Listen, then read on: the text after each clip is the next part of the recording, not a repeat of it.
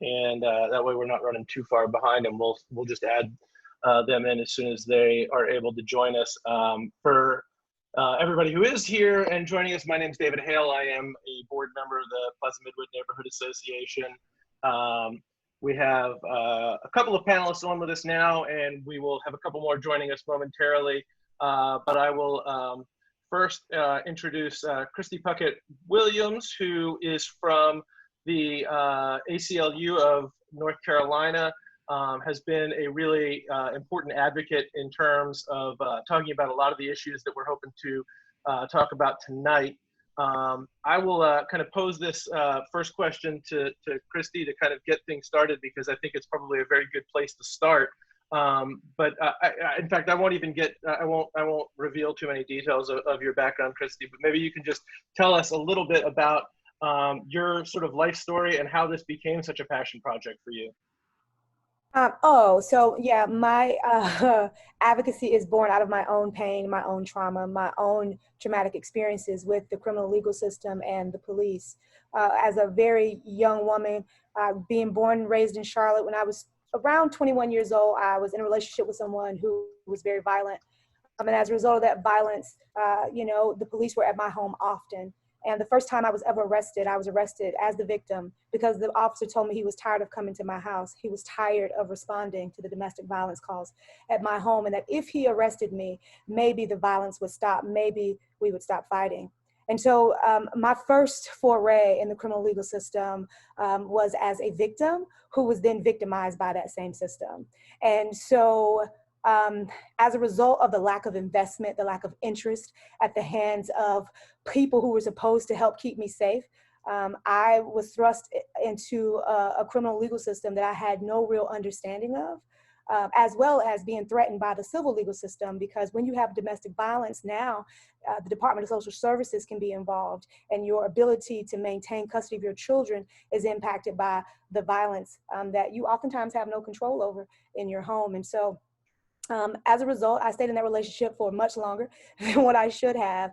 And as a result of staying, in order to cope with the pain, I turned to drugs and alcohol. I had no resources. There was no shelter offered to me. The only thing that was offered by the DA's office was to lock him up. Well, what I knew as a victim, as the expert in my life, that locking him up was like going to be pissing him off even worse. And that 50B, that piece of paper, would have been my last will and testament. And so it was actually my decisions about my life is what kept me alive. Had I listened to the system actors, I would be dead today. Because what the system actors were doing at that time were imposing their thoughts, their beliefs, what they thought should happen to my life on me. And when I didn't comply with that, then I was punished by the system. And so I ended up using drugs and alcohol. And through that mental health, lack of resources, lack of healthcare surrounding mental health and substance use issues, and not being able to cope with the trauma that I was facing daily, my addiction ran wild. As with lots of addicts, so did my involvement with the criminal legal system. And so I was placed on long-term probation. One of the worst periods of incarceration, I was pregnant.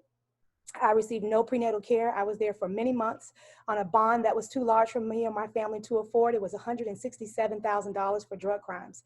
And being pregnant, I decided to take a plea. And I took the plea so that I could get out. And 5 days later, I had a set of twin girls who are now 11 years old. And through the raising of my children, through the restoration and the rebuilding of my own life, I learned that there were so many obstacles in my way from just having what I needed: a stable place to live, a job, a family. There were so many barriers to that, that I learned to advocate for my own self.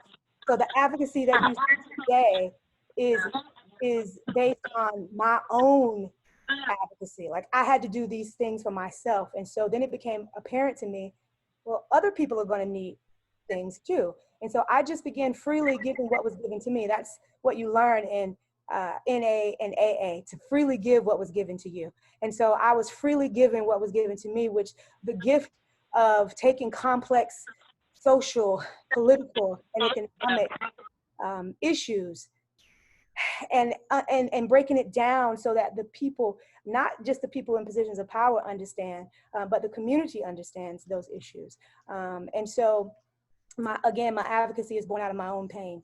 And the advocacy that you see today is based on my life experiences, and what I know to be true about the system, not what I learned in a book, but what I learned through the school of hard knocks. I'm making my way in and out, in and out, in and out of that system, which I thought I was done with, but as of May 29th, I am re-involved in the system due to protesting the death of George Floyd here in Charlotte. So I appreciate that, and I'm sure we're going to have a lot of questions for you, but I think that your story sort of dovetails nicely with Judge Rex Marble, who is, I will remind everyone, a Plaza Midwood neighbor and up on your ballot. So beyond saying go ahead and vote for Judge Rex, but just make sure you vote in general. And so that's a little bit. But Rex, you've been so, I think, forthright in talking a little bit about your past and growing up in a situation in which substance abuse impacted your life. And I think probably from the sounds of conversations I've had with you, a lot of the direction and mindset that you brought into the criminal justice profession as well. So I wonder if you could share a little bit of your story as well. Yeah, sure. And thank you, Kristie, for sharing your very powerful path to advocacy. And it's admirable when you can use that kind of struggle and to benefit everyone and to try to make the world a better place. So I talk about a lot as a child, my family struggled with addiction in my home, and that brought my mom into the criminal court system, and then ultimately brought us into the family court system, because the court systems are so interconnected. I learned at a very early age the impact that judges have on individuals in the community. And I learned at a very early age the impact that the system can have on children, and really a ripple effect to everybody. So I worked at the public defender's office in Mecklenburg County for 8 years for people that couldn't afford counsel. And a lot of that was based off of what I saw and grew up with. Now, what I focused on there and what I learned and try to focus on as a judge is really understanding that the system is not a one-size-fits-all situation at all.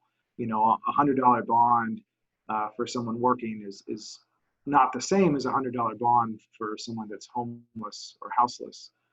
It's might as well be $1 million in a lot of cases. So what I try to do as an advocate when I was a public defender, first when you're representing someone, like in the whole process, you're addressing, what are the legal elements? Can I beat the legal crime? And then you say, well, can I, is there an issue with the constitutionality of it? Like, was there a problem to stop? But once you get past those issues, you're also really focusing on the individual. Like, why did this happen? How did this happen? Is there a reason for it? And so that's where I think the criminal court system and where judges have a more important role. It's one, what occurred and how, and really what is that going to do to everyone in the community? So, failing to ask questions about, are there children living at home? Like, are they dependent on you and your income? Do you care for older parents? Like, those kind of questions need to be asked. Again, there's more of a focus a lot of time on the court system being efficient instead of being equitable. A lot of times when we analyze the court system, we look in and ensure that the docket's moved as quickly as possible. And I see that from my end as well, from the way that we are. I mean, Mecklenburg County is we have the largest county court system in the state. And I believe it's one of the larger, if not largest ones on the East Coast. So we do have very, very high numbers. And it's true that by all measures, we don't have enough judges, we don't have enough clerks, we don't have enough DAs, we don't have enough public defenders. We are lacking in resources, and our state, I think, gives the court system, which is 1/3 branch of the government, I think less than 3% of the budget.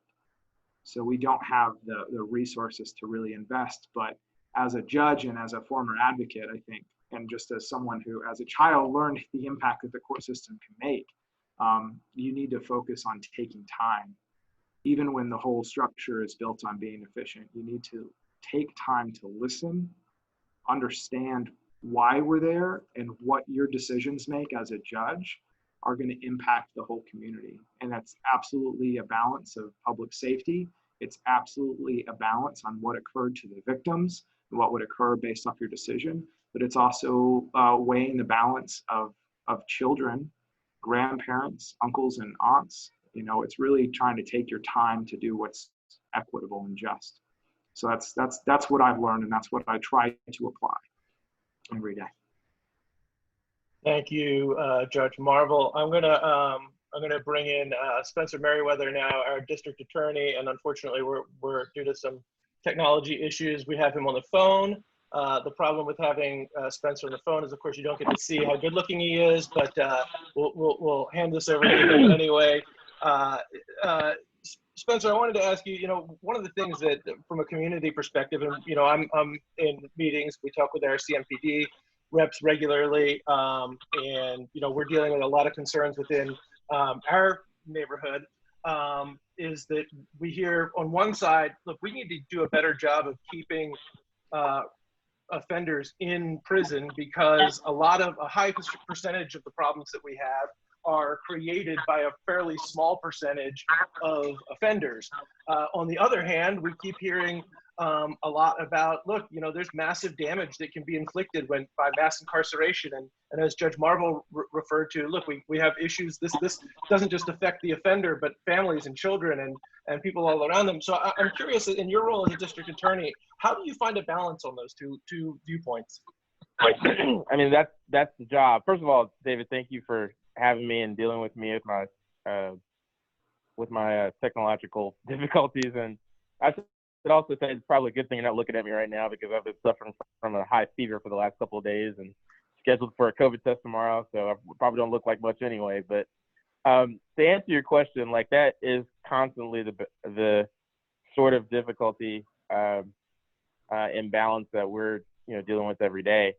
To just simply get a set of case facts doesn't really give you much of anything. Because yes, you can decide whether or not you have the facts to prove whether someone is criminally responsible for a given crime.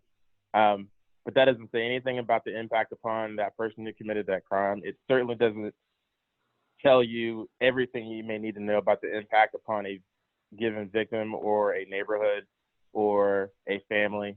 The whatever sort of punishment impact that you may commit to, you know, a given defendant, I think we now are a lot more educated than we, as prosecutors, than we were ever been before about the impact that has on a defendant's family and a defendant's community and a defendant's neighborhood, and that you may ultimately be extending the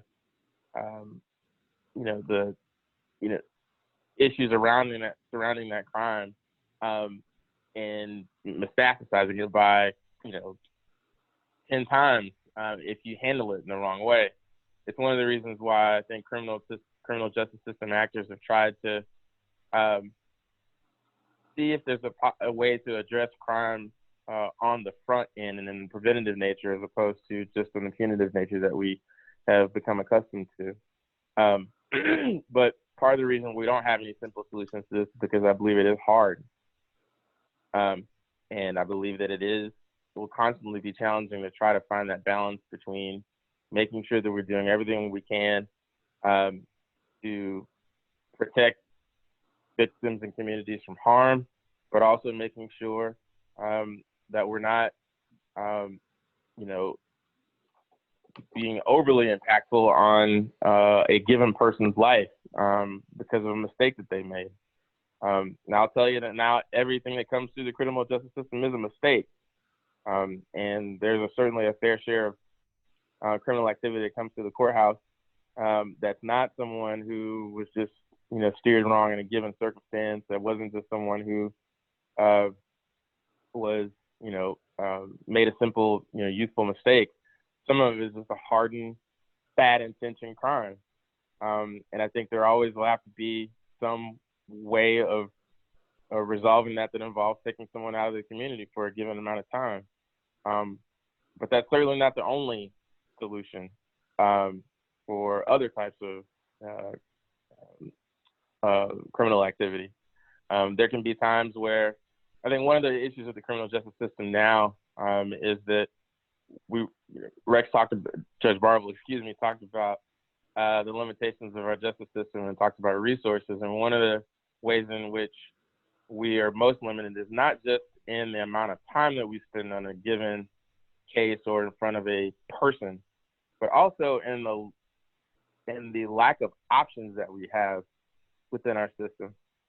There's been so much of a call for restorative justice in our community, and I've spoken with criminal justice system actors across the country, and it has been a hard model to nail down to exactly how you create a restorative justice model that still puts a premium on equity, meaning that someone can expect the same outcome no matter where it is that they enter into the system, as well as accounting for the true impact upon that given defendant in the justice system. So, all in all, it's a hard question to answer. One of the things that I have really kind of, as we've done a few of these different calls and town halls, one of the things that I keep coming back to is that these are not simple solutions. No matter what we're talking about, the answer is usually it's complicated. And I think you hear a little bit about that there, but certainly that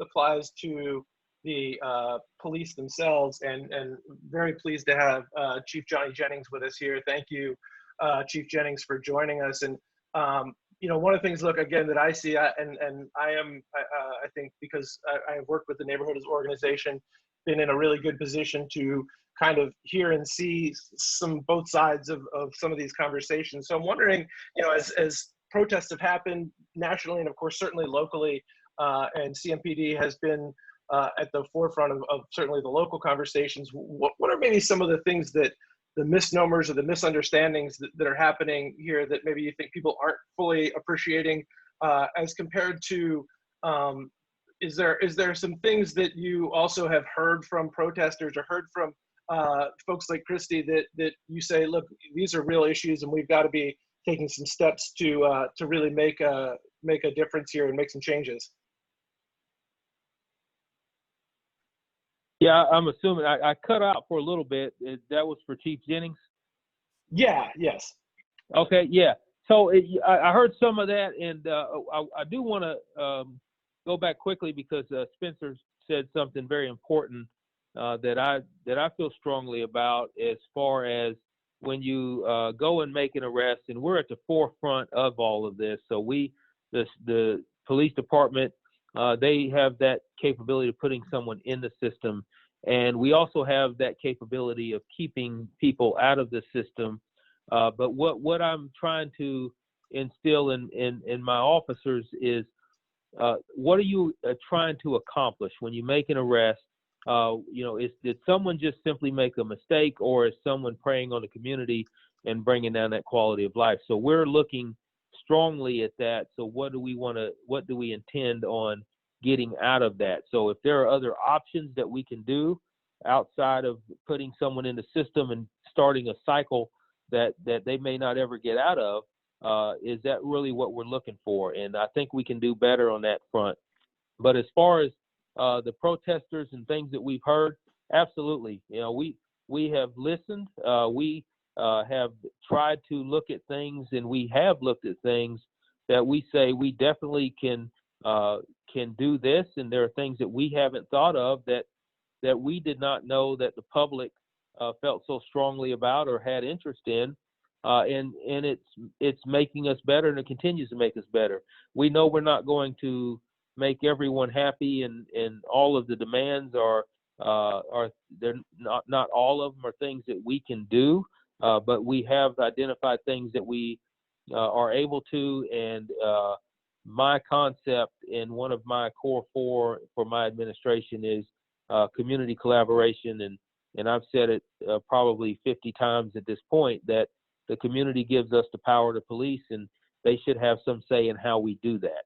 However, the big thing that we also want to do is to ensure that we are hearing from the majority of the people, and that we are inclusive in that. And that's why we've done several things, particularly with surveys and reaching out to communities that we want to make sure we hear from everyone.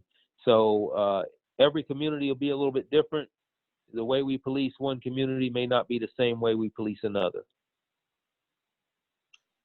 Thank you. And I mentioned this in the chat for those that can see it. If you can't, I will just say that if you have questions, we'd like this to be a very town hall oriented style. So if you have a question, you can go, if you click on participants, which is like right down here, and then over here, you will see a little button that says raise hand. And if you press that, we will come to you for your question. But first up, we have Alex Heroy. Alex, can you hear me okay? I can hear you. Can you hear me? All right, fire away with your question. Okay, so thanks David for having this, for everybody coming. My question is probably best for Chief Jennings, but interested in what everybody has to say.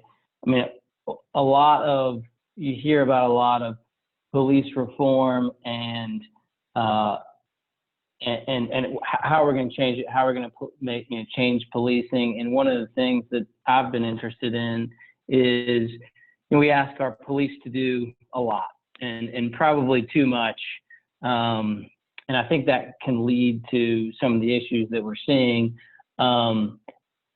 Is there a discussion, and maybe it's too early, but decreasing the workload for police and saying, a police officer doesn't need to respond to every mental health call. That's really not a good idea. Our officers, they probably have some training in mental health, but not nearly what mental health professionals do. Is there a talk of, the police being more of a support role in a mental health call than the lead role? And I mean, in Charlotte, that's led to tragedy on multiple occasions. So it seems like something, as an outsider, it seems like the police would say, stop making us do everything and respond to every call. We'd much rather play backup. Is that something, and it probably is something you have to deal with city council and funding and lots of things. But is that, just curious on your feedback, particularly Chief Jennings, but would be interested in hearing from everybody. Chief Jennings, I'll let you go first, and then we'll switch over. Okay, yeah.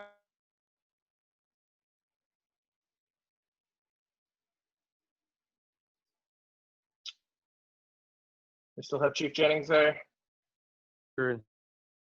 Communities Committee that we've been discussing and looking at things that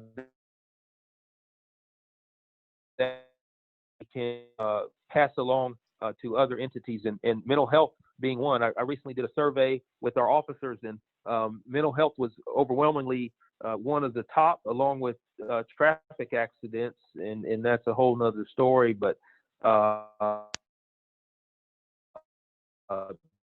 yeah, we are looking at, I think what's going to come is maybe the police go in as a support role, but not necessarily take the front of the actions when dealing with mental health subjects, people who are having a behavioral crisis. But the question is, how do you make sure you're providing that service to our community to where they can have quick and effective responses along with the police? Kristie, I'm going to move that over to you too. I'm assuming that you have certainly talked to your share of victims throughout this that have, and I'm sure you have your share of stories that you have heard from these types of things too. And specifically when you talked about your own experience, that if you had somebody who is used to dealing with abusive relationships and that kind of stuff that was there, a crisis counselor that was there at the time, your story might have worked out a good bit differently. So I'm curious, when you hear these types of things, I think defund the police is a language that has probably does not do justice to what the actual asks for reforms or that kind of stuff is. So maybe you can kind of jump in on what your thoughts are on that. Sure. So our calls to defund the police is really a call for reallocation of resources to other sources of safety, other sources, community resources that provide safety in a community. Our call is to shrink the scale and the scope of policing. It's not just about transparency and accountability. It's delegitimizing the police as the first line of action, first course of action in our community. There are models from around the world where there are communities that have no police and they also have no crime. And it's because the community takes care of its own issues. It holds one another accountable in ways that they've already all agreed to, right? And so it really does build up the responsibility of safety and of community in the community. And what I always try to remind people when we have these conversations about the police, when the police come, the crime or the behavior or the event has already occurred. So they're not doing anything but arresting people when they get to the scene, right? I mean, that's literally their only option, or they can take someone forcibly to the hospital. But that's literally their only option, and it doesn't prevent the crime from happening. We need to get to the root of why people are behaving in these ways. And just to push back on something that District Attorney Merriweather said about people who are involved in these like heinous crimes of real harm to people. Even those people, right, deserve a look at what is the root cause. We have just dealt with symptoms for years and have never really gotten down to why do people behave in this way? And if we really got to the root, the violence of poverty that people live in is the main driver for the violence that they have between themselves and others.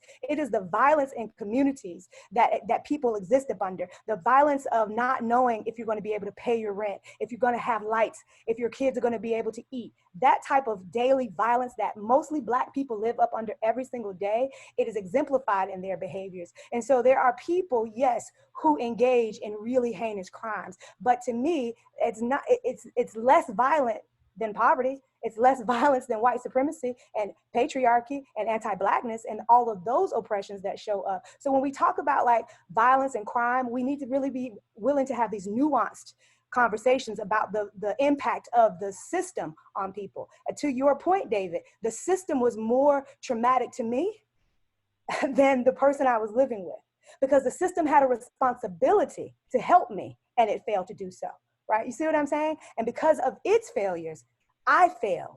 And it's only because of my decisions to succeed, I am successful and my children are successful. It's in spite of the system that was put in place, not because of it. And so we have to have more diverse thought at these tables. I am appreciative to hear Chief Jennings say that one of his core four is community collaboration, not community engagement, because engagement can look like you arrested me in the community, but collaboration means that you are respecting my role in the community, and it's a mutual respect. It's a mutual humanizing experience for both sides. And that is what we have lacked severely in our system here in Charlotte. So I'm excited to see, not that I have much faith, because I'm not gonna lie, y'all know I'm a firm believer in all cops are bad, but I do know the pragmatic side of me understands that we do have to work together to get the work done. Until we get to the point where there are no more police, then we got to work together. And so that's what I'm committing to do today.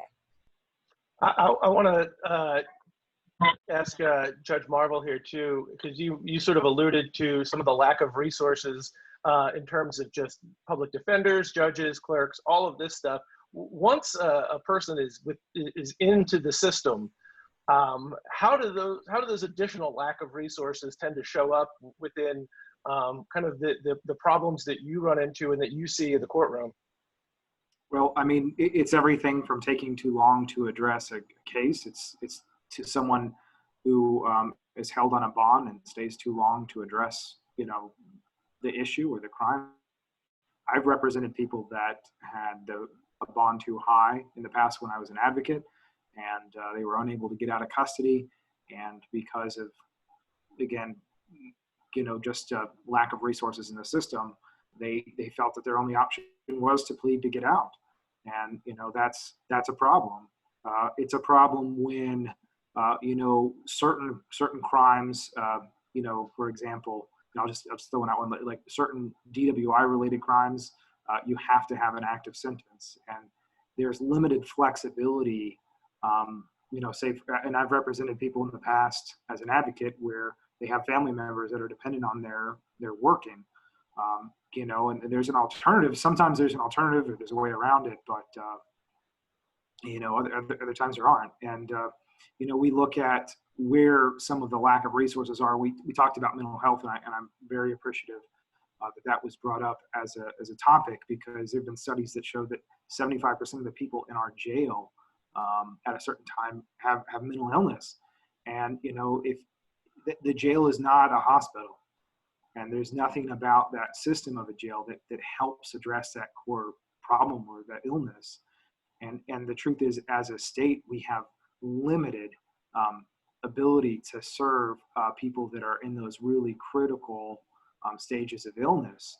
We don't have state treatment hospitals. We have state hospitals that will hold people and evaluate them, but we don't have a way to treat someone to get them on a level, to get their chemical needs level, their mental health level, so they can re-enter society and live a productive life. Like, we don't have that as a state. And that's where the point on the policing gets into it. And I don't think it's fair that officers are called for the mental health situation. It's not fair for the officer. It's not fair for the family. It's not fair for the person that's ill, because it should be a community health situation. And again, I think there was a point where officers showing up as a backup, as safety, makes perfect sense, because unfortunately sometimes, it does become a safety issue if there's a violent act. But if it's really truly just a mental health crisis, like in an ideal situation, if we have all the resources in the world, we could address that situation with counselors, with social workers, and make sure that that person in crisis gets the help or the health need that they are having. But we don't have that. And that's where, through all of these conversations we're having, and the importance of voting and the importance of accountability, if we're going to re-envision how our system works for everyone, we need to make sure that we are focusing and addressing it and putting our efforts behind the words and the conversations that we're having. So, I can't advocate really for on my position of laws or certain policies, but I can make a general statement about like that. Like, as a system, we need to reevaluate things. As a institution and a state, we need to reevaluate things so we can be more just, and we can address situations like that, a mental health medical problem, and not make it where the police have to be there, and not make it where it has to become a criminal act, when we can address it and hopefully put an end to that crisis. And if folks are interested in the mental health aspect of this, I put a link to a Washington Post story that ran, I think, last week or the week before, about a situation that was exactly that. And it was, I highly recommend reading it. It was really one of those things that you come away with it with a much deeper appreciation of the problems on both sides of this conversation.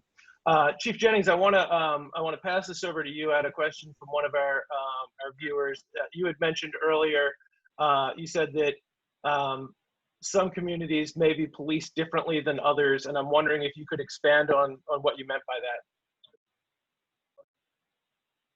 Yeah, absolutely. So, for example, I went and spoke with some community leaders in the Betty Ford Road community yesterday or last night.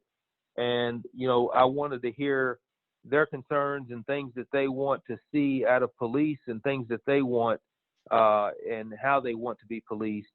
And so we have an obligation to be able to go out in these communities to try and reach as many people as we can, to pull all of that information together. So they may have issues that deal more with code enforcement, for example, and I'm not saying they do, I'm just throwing it as an example. However, you might go into another community, say a Shannon Park or a Belmont community, and they may say, we want to keep the kids from loitering off the streets, and what can you do to help us with that, and how can we help? So when I say that, it's a combined effort to say, okay, this is what you want. This is what we can do for you as a police department, and this is how you can help get that done. And so it's more of a teamwork type effort. And we want to make sure that we're doing the right things in the community. If we arrest somebody for a minor misdemeanor offense, put them in that cycle that they can't get out of, well, are we really accomplishing anything? But if we get that person help and help that person find employment and get out of that system, how much more are we doing for the community in that aspect? So that's what I mean by that. So each division captain, it's going to be incumbent upon them to learn what the needs of the community are and how they want that to look as far as the police are concerned.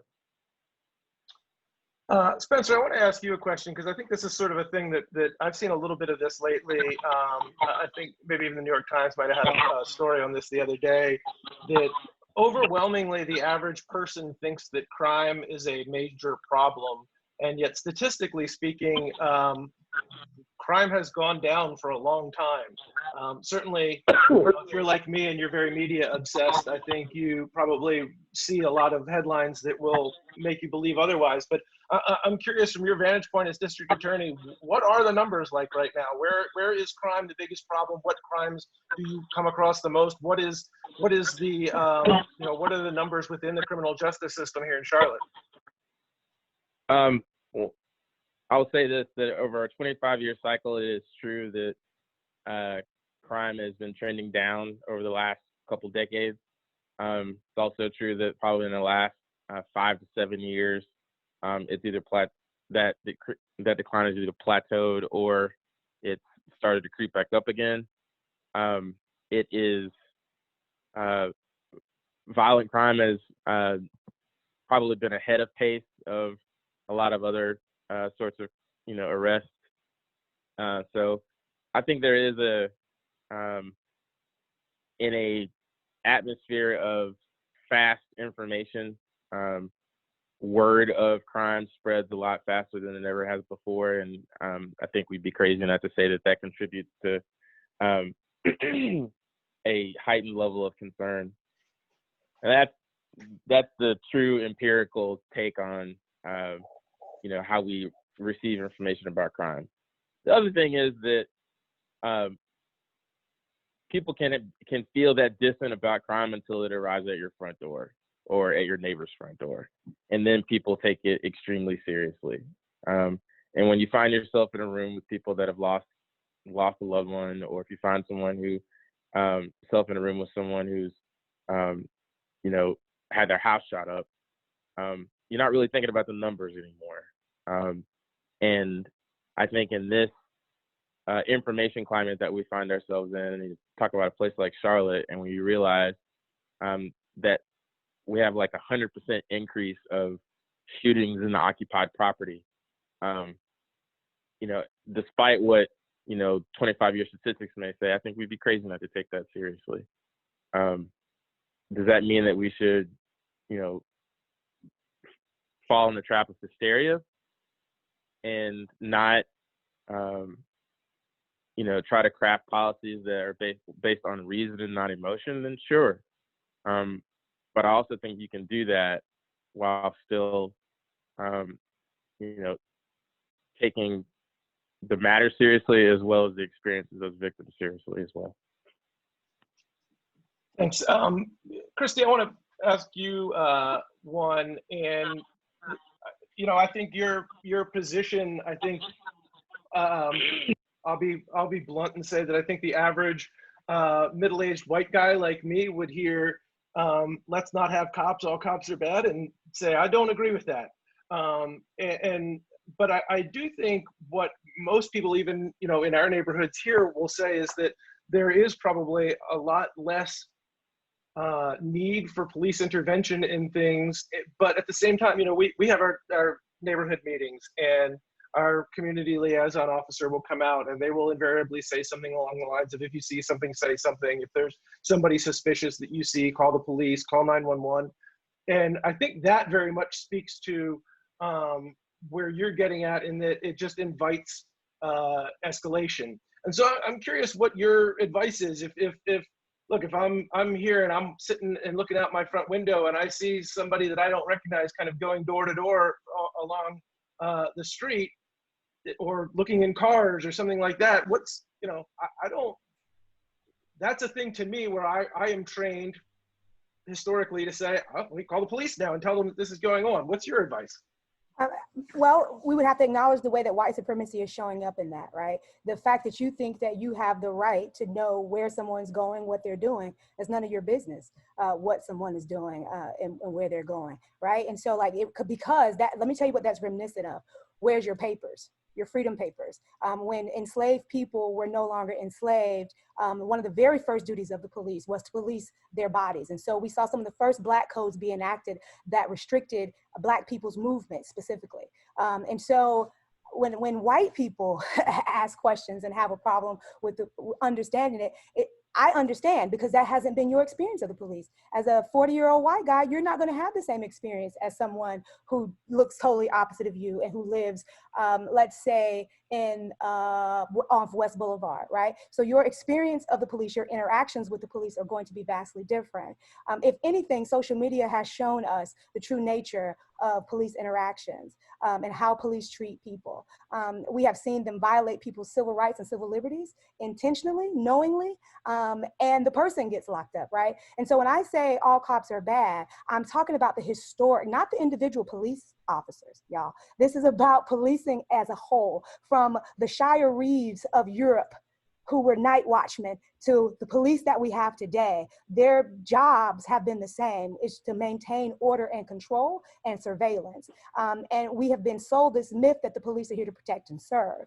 But what they do protect and what they do serve is the interests of the state, not the interests of the people who pay for them to be there. And so that is why we need to readjust how we think of the police. But when we think about safety, I just want y'all to understand that safety derives from healthy relationships with other people. When you arrest someone and send them to jail or to prison, that focuses on isolation, and therefore it fosters violence rather than safety. People are safe when they have what they need, when they are not desperate, when they have spaces to heal from their trauma, and when traumas are prevented. So the bottom line is we need to build safety, and we can do that through making sure people have what they need and building connective relationships in communities, not just investing in cops in cages. Because as you've heard from Judge Marvel and from Spencer Merriweather, the investment on the court side is very low, but the investment in policing is extraordinary. The militarized equipment, the surveillance, the fact that Snoopy, now this is not my words, their words, can see from Albemarle Road.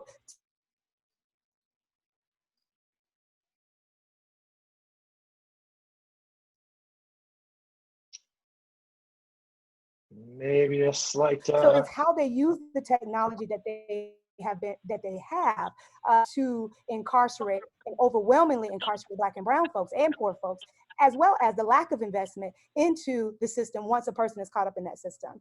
There are over 800 people right now sitting in the Mecklenburg County Jail that are sitting there accused of a crime, not convicted of a crime. And of those 800 people, most of them are there on felonies. And so they've been there. The person that's been there the longest has been there since 2016. So you mean to tell me we can't bring a case from 2016 to 2020? Person just sitting in the jail? Like, that makes absolutely no sense. And so those are the types of investments and reallocations. And when we talk about moving away from policing, the types of things that we need to be investing in. So it's just, again, it's not about the individual cop. It's about the way that policing has evolved and what policing has become. But again, to white people, mind your business. That's part of y'all's problem, is that y'all is always minding other people's business. And then you get mad when people tell you to mind your business. Well, how many times have we seen people who have a lawful right to be in an apartment complex, but some nosy neighbor then came with you said, do you have a right to be here policing people's space? That derives from the white supremacist ideals that police use and what police was founded upon and used today to continue to exert control over Black and brown and poor communities. Now, I know that's probably not a comfortable thing for white people to hear, but that's what you need to hear. Whether it's comfortable or not, because in the words of Brian Stevenson, that discomfort is what we need in order to be proximate to the change that we say we want to see. I want to ask each of our other three panelists, but I'll start with Chief Jennings. That one of the things that I have always sort of wrestled with in these conversations is that I think a lot of, I think you'll get people on both sides of this that want to either defend the police or are very against the police. And I think, to me, a problematic relationship, particularly between people of color and just government institutions in general, whether it's the police, the courts. You know, I've read that, you know, the average Black person is less likely to use the courts for their own good, whether it's, you know, for a lawsuit or something like that, because there's just a general distrust of these institutions based on their experiences. And so I'm wondering, I'll start with you, Chief, if you can just talk about what you are doing to try and help rebuild some trust in these communities, or perhaps build in the first place. Yeah, you know, I think it's been evident over the years that we have put a lot of effort into that. The problem comes when we build and we keep building and building and building, and then you have an officer step out of line or some incident happens, and it's like we take 20 steps back. I love the passion that we're seeing today as far as the demands and things that people are wanting to see. And I truly believe that this has opened eyes much more than any other incident has ever opened eyes, and it's continuing to remain open. So the way to build trust to me is that we have to get out and get to know each other a whole lot more. We've made some strides in that, but we're not even close to scratching the surface. And even when you disagree, and even when you may not like each other or like what each other is saying, if we come to the table and at least have those discussions, I think you've made a huge step, because there's been so many years that we've stepped aside and said it's us against them. And one thing I try to tell my officers as well is we have to get away from that. You know, when you have those uncomfortable conversations, or people might tend to come at you or your profession, you have to be able to listen and also to try and understand as best you can. And the hope is when you make your comments and when you get the opportunity to speak, that they do the same. And, we're never going to agree on everything, but that's okay.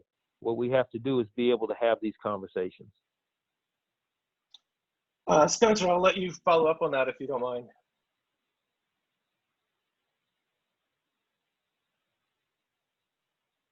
You still have Spencer? All right, I'll throw it to you, Judge Marvel. Then, if you just in your experience, I mean, do you get a sense that when you have, whether it's immigrants or Hispanic and Black and just generally people of color in your courtroom, do you get a sense that there's just an inherent distrust of the institution, that they kind of expect to be railroaded when they're there, and what can be done to address that?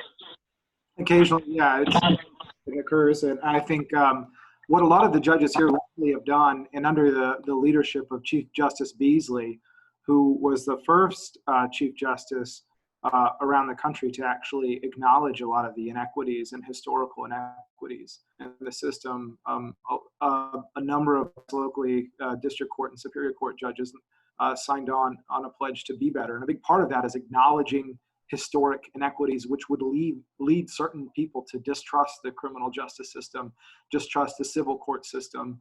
And once that's really the first step, is to acknowledge that. The second is to learn about that and to educate yourself and educate other stakeholders.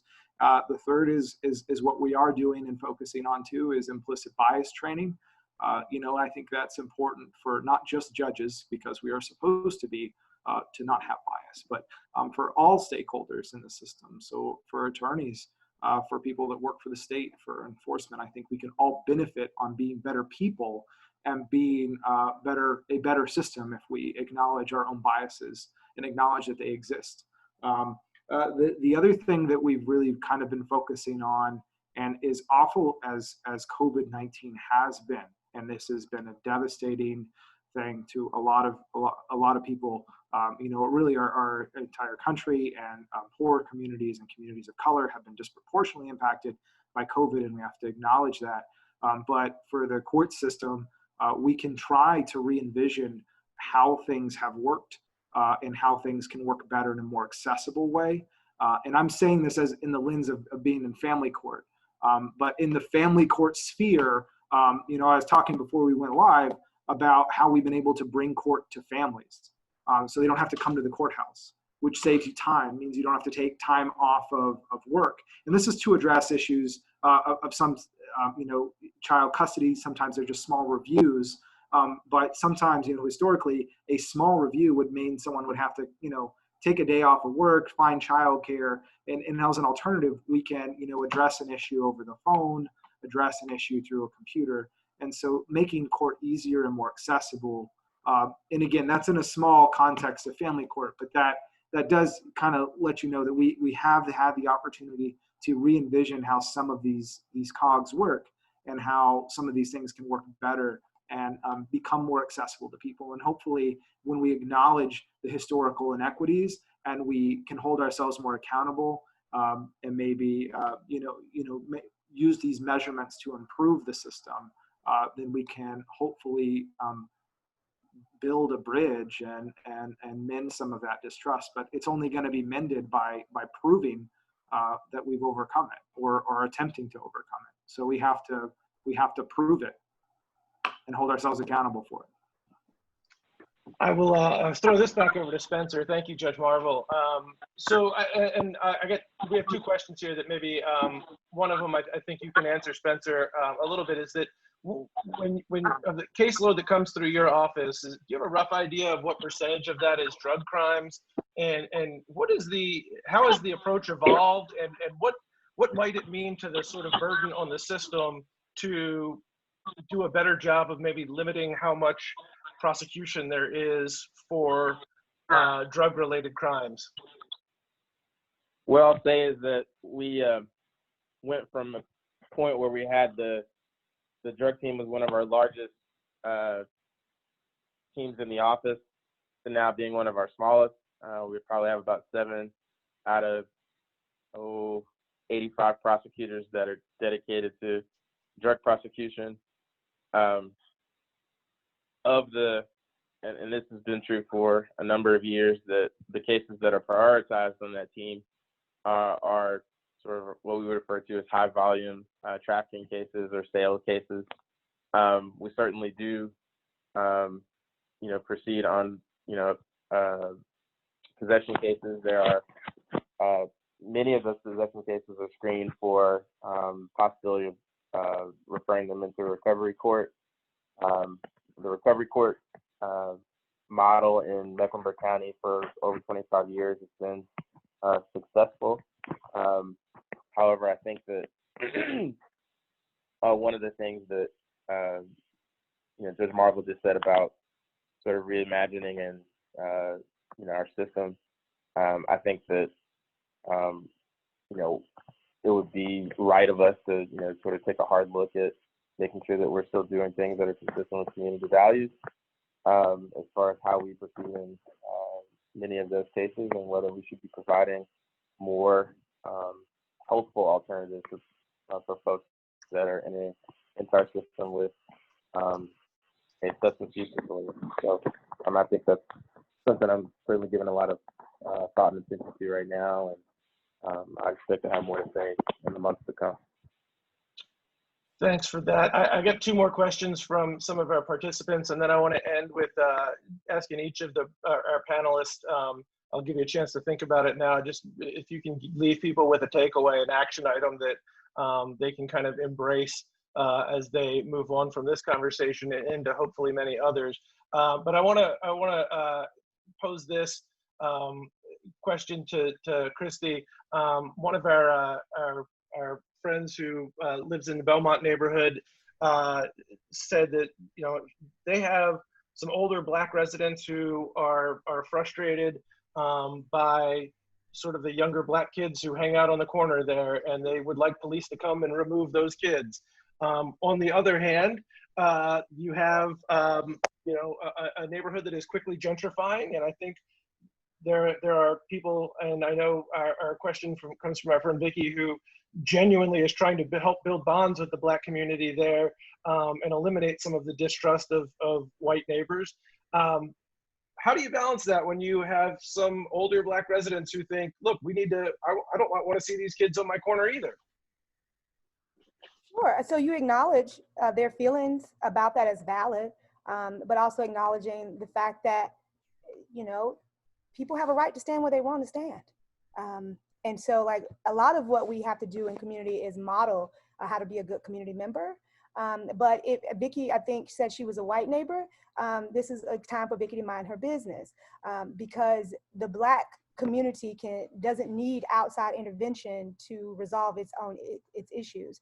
People who have issues are close to the problem, but they're also very close to the solution. What they are farthest from oftentimes is the resources and the power. So if Vicki has resources that she believes could be useful, she could offer those up, take them or leave them, not kind of like imposing what she thinks should happen, but offerings or suggestions. And so there are ways that you can be a co-conspirator and not take over a space, like allowing people to still have agency and autonomy about what they think should happen in their community. Especially in the Belmont and the Plaza Midwood area. Y'all know this is new. It's Plaza Midwood now, but we called it North Charlotte, right? When I was growing up, I went to school right there on Pegram at Hawthorne. And so it has changed dramatically since those years when I was going to Hawthorne. And so when you move into a neighborhood that has been historically impoverished and under-resourced and underprivileged, then you move in knowing that there are going to be those tensions there. And you have to resolve what your role is. I can't tell Vicki you how to show up, but I can tell you that being a good neighbor means listening to understand, respecting what you hear, even if you don't agree, and then trying to be a connector, not trying to solve the problem, but trying to connect people to the resources that they may need to solve their own problems.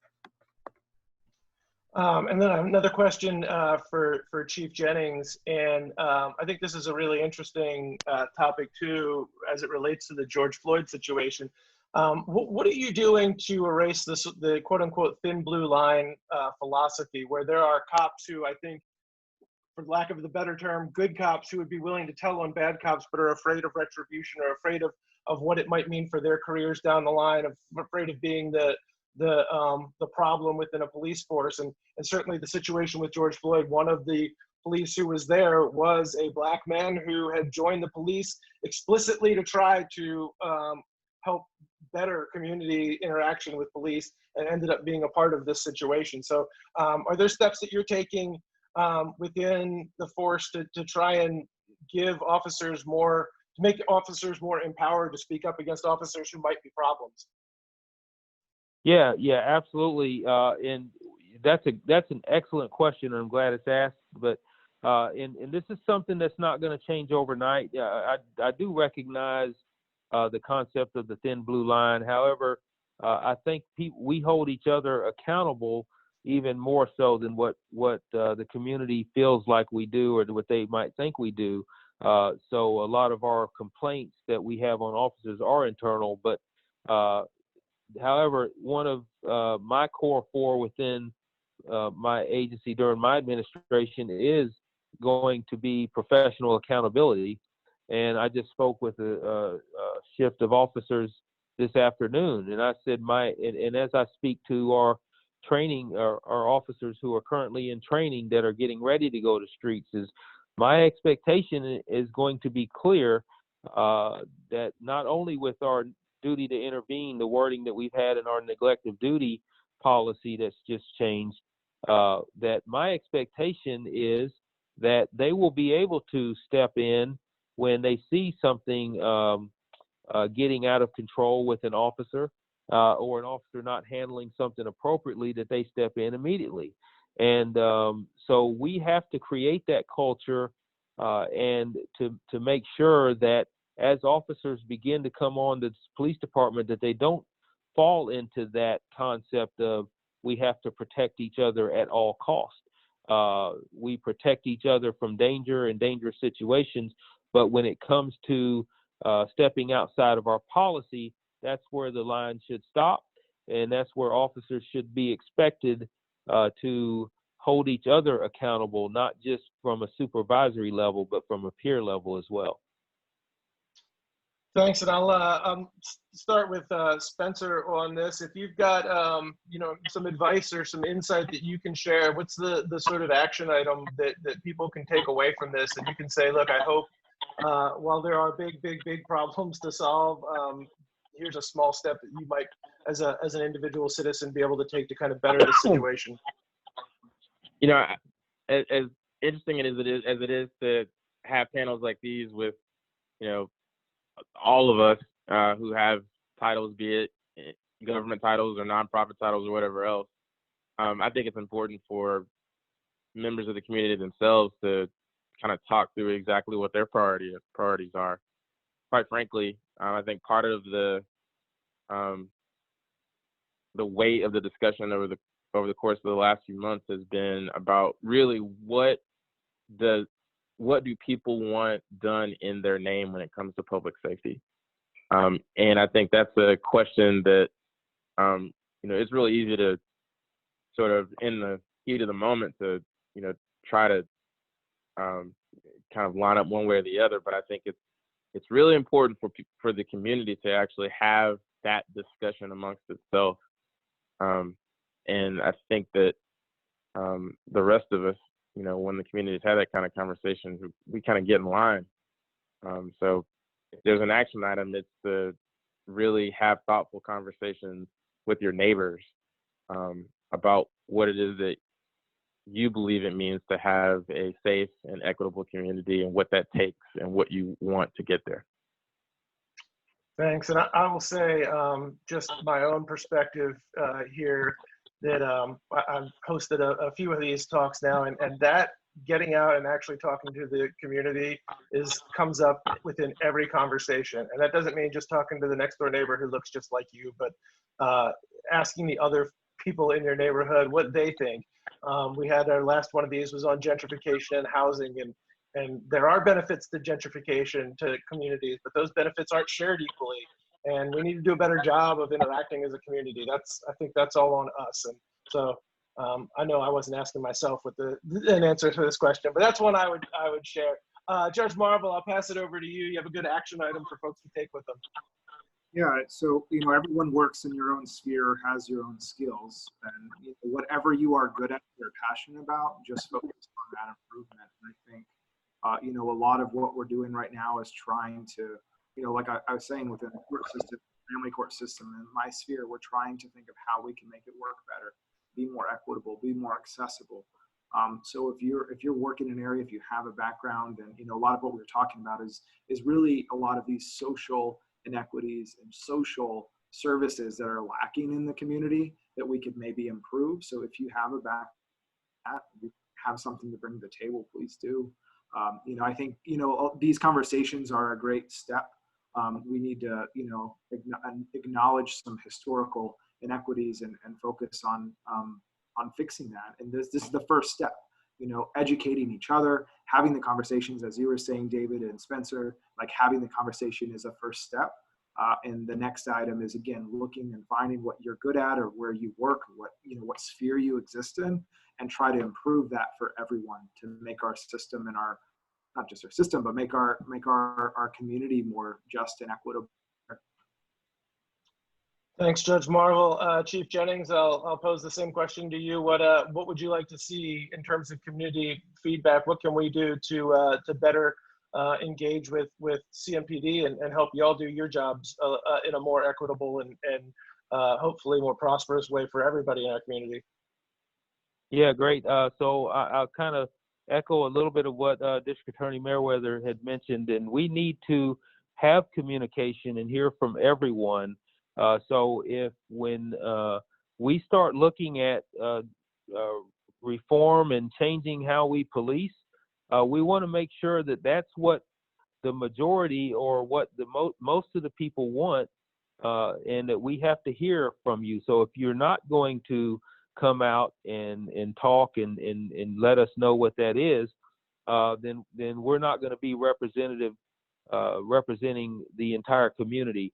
I also want to make sure that we are looking at, when we start talking about things, whether it's police reform or funding or things like that, what are the unintended consequences? People in the communities have a right not to be victimized. And if we tend to forget about that sometimes, that we're also here to make sure that we're keeping the community safe. And some things that that are being demanded of us, is that the best way to keep the community safe? So we have to be very mindful of that as well. So so that's my takeaway and my comments. Thank you so much, Chief Jennings, for joining us. Kristie, I'll leave this one on you. You have an action item that you would like to pass along to our viewers? Yes, so everyone on this call, every single person that views this should take a racial equity training to understand what we mean, what the discomfort that you're feeling is, because that will help provide the foundation to understand why race is such an important topic when we talk about transforming the system, so that you understand it's not an indictment of white people per se, it is an indictment of the ideology of white supremacy. And so that is the work that has to happen if you're going to build intentional relationships with Black, Indigenous, and people of color, because those biases that we all have tend to show up, and those are the disconnectors and the barriers that prevent us from having the unity that we need to create the change that we want to see. So I encourage everyone to get with the person who makes them the most uncomfortable, as I do. I talk to police and the DAs and system actors all the time, despite my discomfort, right? And so that is what's necessary to bring the change, is making sure that you're uncomfortable, that you're proximate, that you shift the narrative. Critical thinking is such a huge part of change. The system depends on us just accepting what it spits out as what has to be. And so when we think critically about a situation and respond in a way that is outside of the box, we are all disrupting and agitating and creating and reimagining a system that bends the arc of justice more towards people and away from the system benefiting. Thank you, Kristie, so much for joining us, and for all of our panelists. I will say I feel like I learned a ton from this, but you know, in our slightly over an hour of doing these conversations, we're certainly not going to crack the code on everything that has been a problem for way too long, but we really appreciate everybody joining us, including our panelists. Kristie Puckett-Williams from the ACLU of North Carolina, Spencer Merriweather, our district attorney, Chief Johnny Jennings with CMPD, and of course, don't forget to go vote. And if you have enjoyed his commentary, Judge Rex Marvel will be on your ballot. But voting is probably my action item for you all to take away. Make sure you're registered. You can request your mail-in ballots now. You do not need an excuse in the state of North Carolina to request a mail-in ballot. So please do it. And we will hopefully have another one of these conversations here coming up in September. Stay tuned on our Facebook page, our website, plazamidwood.org, and we'll be promoting all that stuff there. But thanks to everybody who joined us. And have a great rest of your week. Thank you, David. Thank you. Thank you. Thank you.